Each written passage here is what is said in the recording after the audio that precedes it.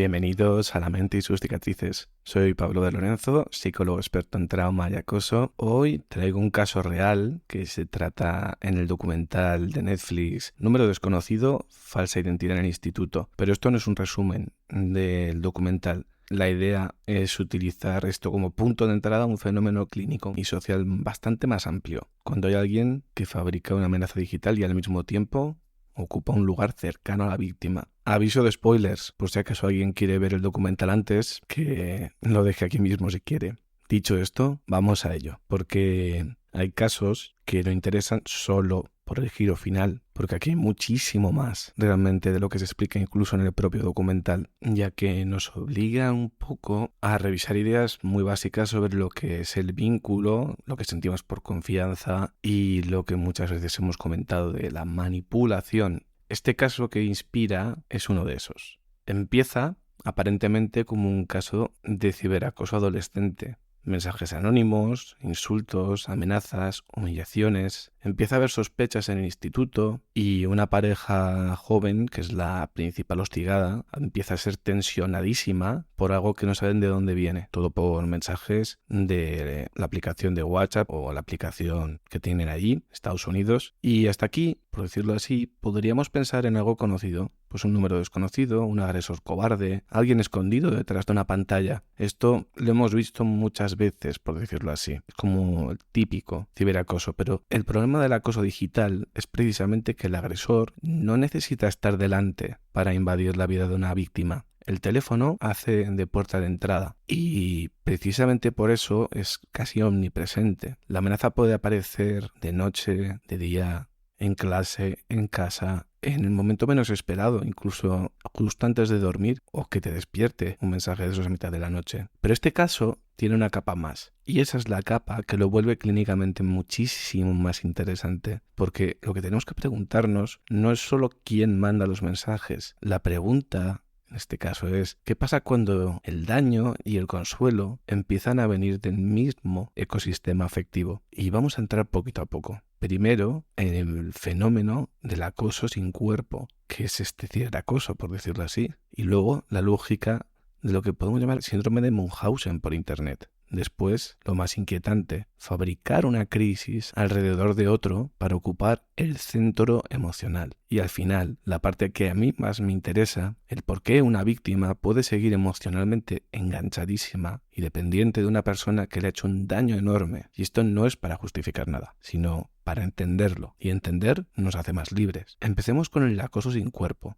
porque el ciberacoso tiene una característica muy distinta del acoso clásico y creo que os lo podéis imaginar. En el acoso presencial hay un lugar, una cara, un grupo y una escena. Generalmente es bastante incluso previsible o acotado a un sitio. Es el recreo, el pasillo, el barrio, incluso el pueblo entero, pero en el acoso digital el límite espacial se rompe. El agresor puede entrar en cualquier momento. A veces tan sencillo como apagar el teléfono, pero muchas veces el teléfono ya forma parte intrínseca de nuestra vida, con lo bueno y con lo malo. Y esto produce un tipo de ansiedad muy particular. La persona no solo teme lo que ocurre, empieza a temer la próxima notificación, sea de quien sea, porque puede ser del agresor o puede ser de su mejor amigo. El móvil ya no es una herramienta, se vuelve una alarma constante que activa el organismo. Ese es el problema también. Cada vibración, cada sonido de campanita puede traer una agresión nueva o al revés, ser algo totalmente anodino y normal. Además, en adolescentes esto es especialmente duro porque el teléfono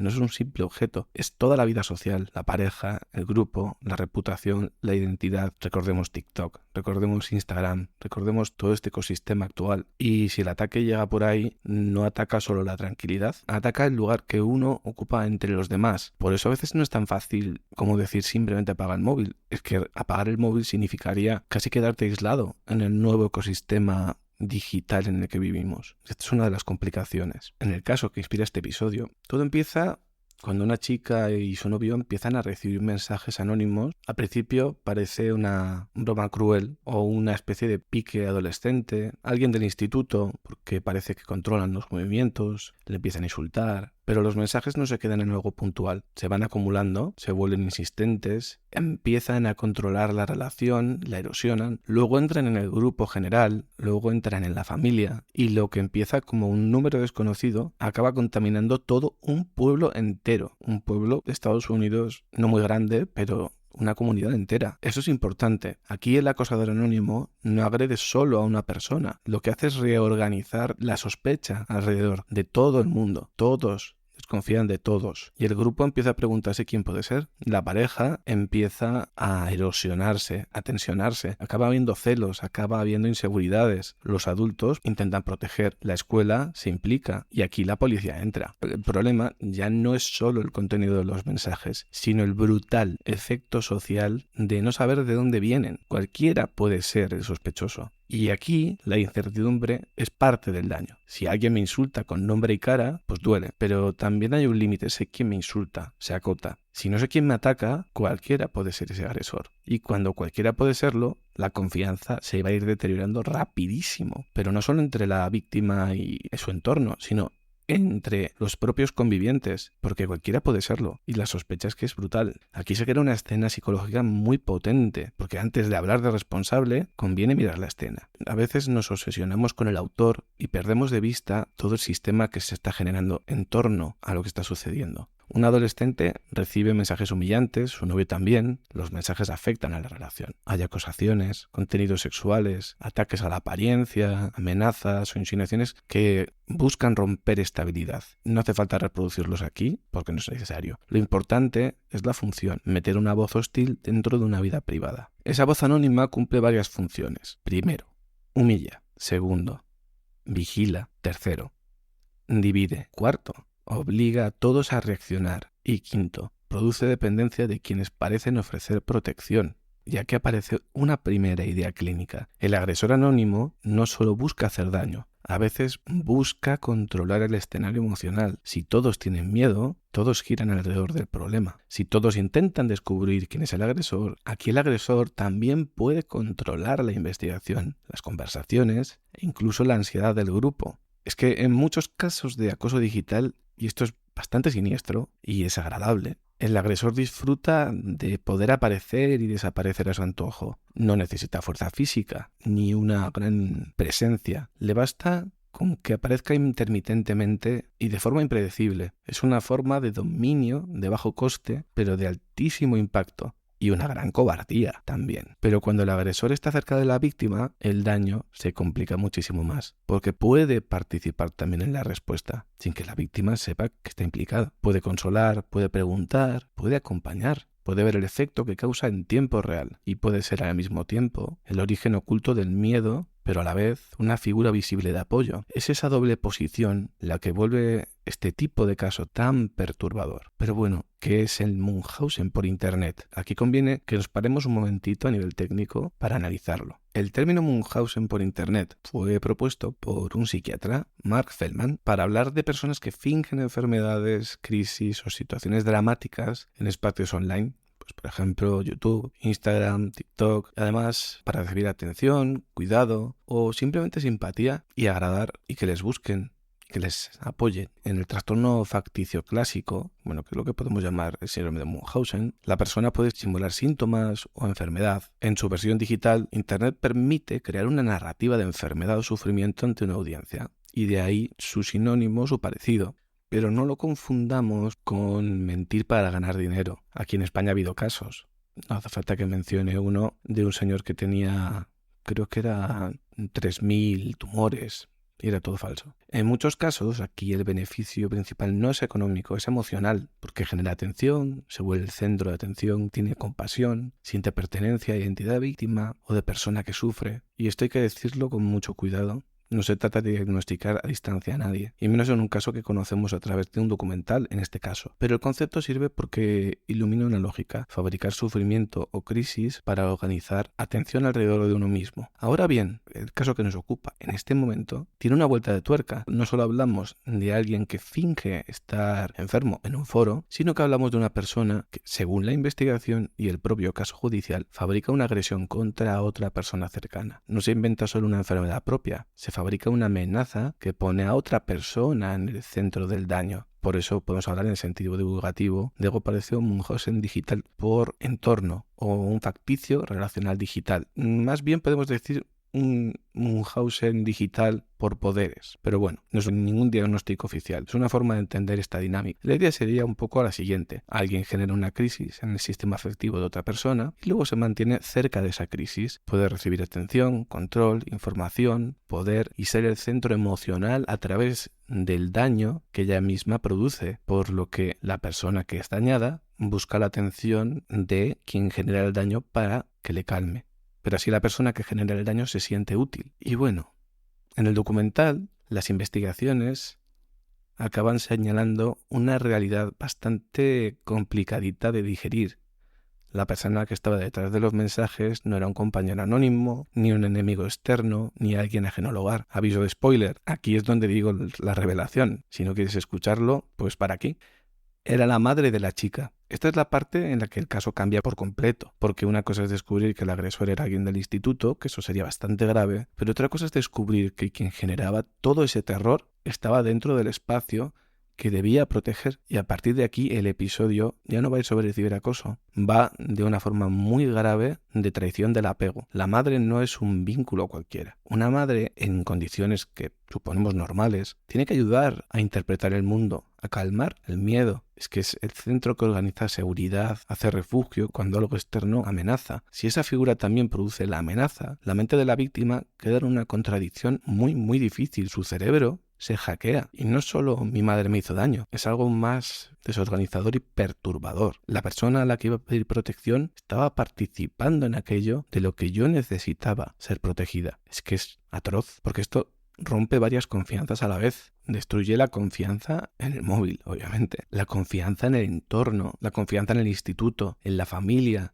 y sobre todo en el propio criterio. Porque después de algo así una persona se puede preguntar, ¿cómo pude no verlo? ¿Cómo pude abrazar a alguien que me estaba destruyendo y atacando? ¿Cómo pude contarle mis miedos más profundos? ¿Y cómo pudo mirar mi dolor y continuar si me quería y me quiere? Es que esta pregunta puede ser destructora y devastadora, pero porque es una especie de enigma también.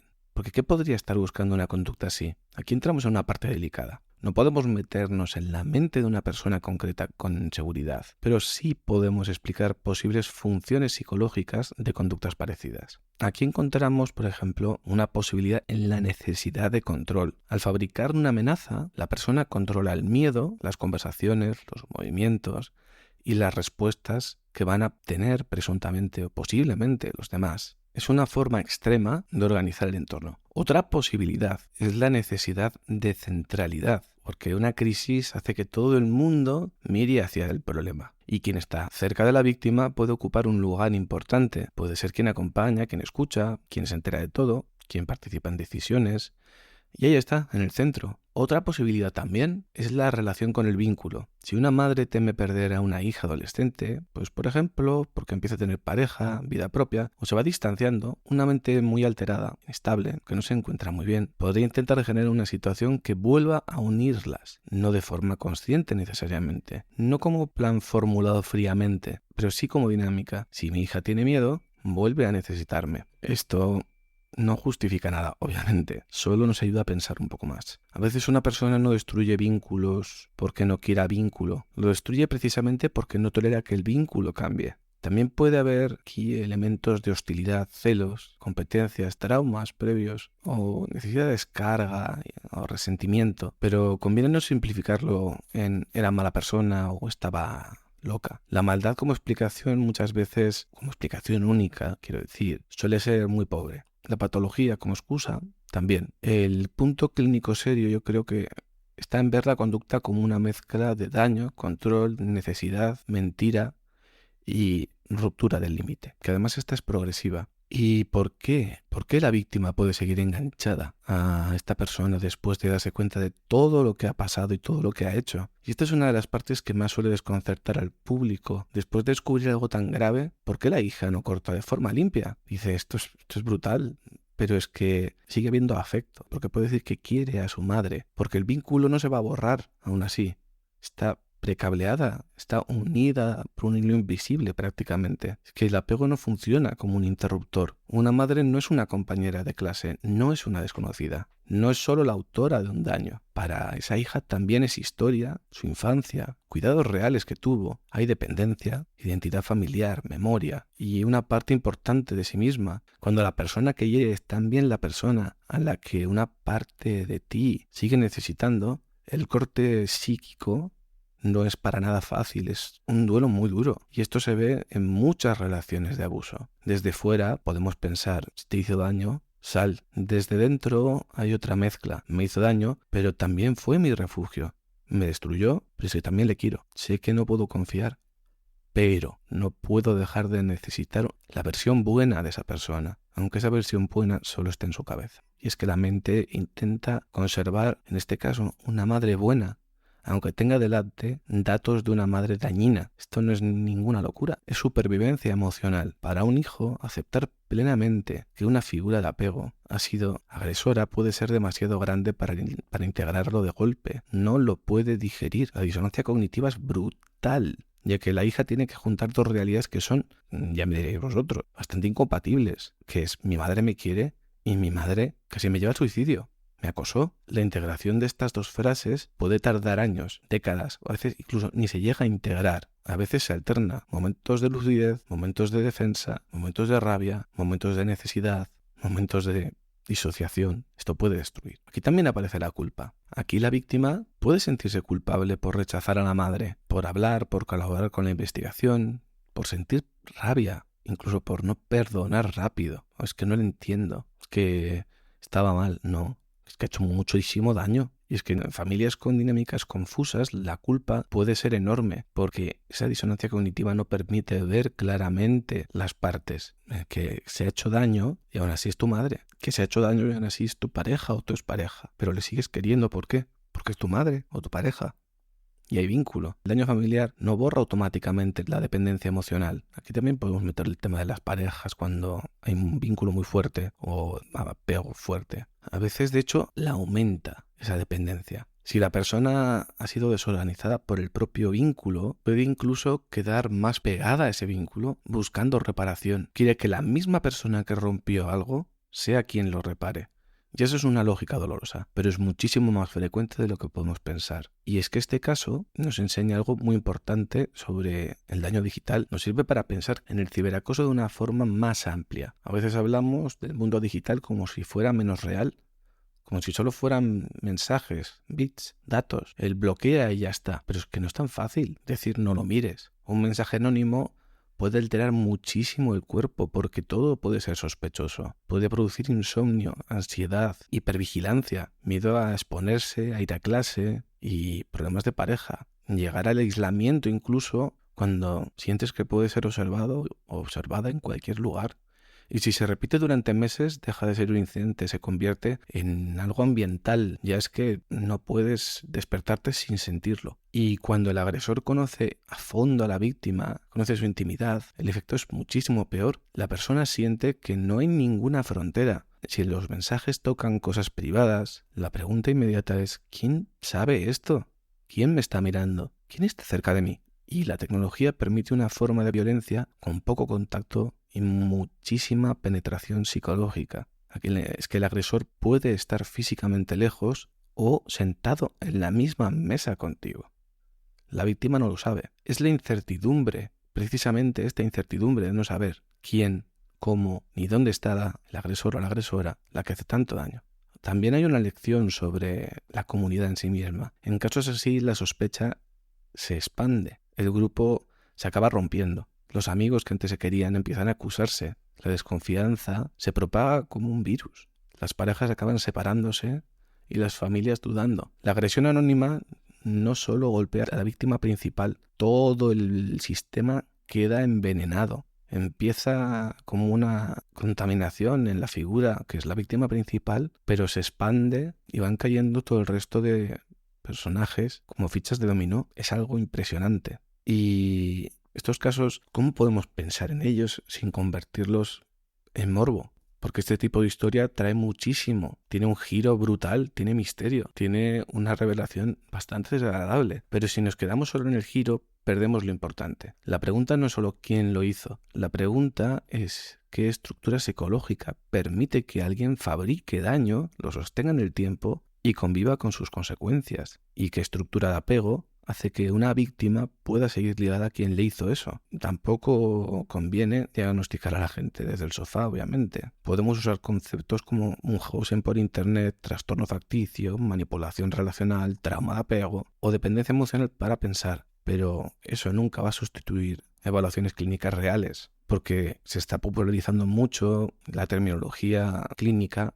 y a veces se hace mal, desde mi punto de vista. Hay gente que habla de estar disociando cuando realmente simplemente está distraída. Hay gente que habla de estar depre cuando realmente simplemente está un poco triste. Y hay gente que dice que tiene TOCs cuando simplemente pues son pequeñas manías. Aquí lo responsable es hablar de dinámicas, no hacer diagnósticos, porque sí. Y este caso deja una idea incómoda desde mi punto de vista, y es que el peligro no siempre viene de fuera. A veces la amenaza se disfraza de cuidado, a veces quien parece sostener la escena participa también en crearla. Y cuando eso ocurre, el daño es más profundo que una mentira, porque una mentira normal altera un dato, una mentira dentro del apego altera la forma de confiar. Por eso la parte más dura no es solo que alguien mandara mensajes anónimos. La parte más dura es que la víctima tuvo que revisar el lugar de una figura fundamental en su vida. Y eso no se resuelve con la revelación final. La revelación final no cierra el caso a nivel psicológico. En este caso lo abre, lo complica todo muchísimo. De ahí que una hija pueda seguir queriendo a su madre, aunque sepa el daño que le hizo, que casi le destruye la vida. De ahí que pueda haber rabia, necesidad, confusión, defensa y vínculo al mismo tiempo. El amor no va a desaparecer, no siempre va a desaparecer cuando aparece la verdad. A veces se vuelve mucho más complicado de ordenar. Y yo creo que para el ecosistema malos viajes, este caso tiene una lectura muy clara. No todos los malos viajes son de sustancias. También hay malos viajes a nivel vincular, a nivel de apego, a nivel digital, y donde la realidad cotidiana empieza a fallar porque quien debería ayudarte a distinguir peligro y refugio ha mezclado las dos cosas. Y es que cuando peligro y refugio vienen de la misma persona, salir no consiste solo en descubrir la verdad, consiste en algo mucho más difícil, aprender a vivir con ella, y eso requiere una digestión muy potente. Antes de cerrar el episodio en sí mismo, quiero comentar que en el podcast hay un episodio sobre un caso muy grave de Munchausen por poderes que podéis encontrar si rebuscáis un poquito. Recordad que este contenido se hace en alusión al libro Los malos viajes, los infiernos de la química. También recordad que tenéis el correo electrónico lamenteYsuscicatrices@gmail.com. Muchas gracias por escuchar, por estar ahí, y nos vemos en el próximo episodio.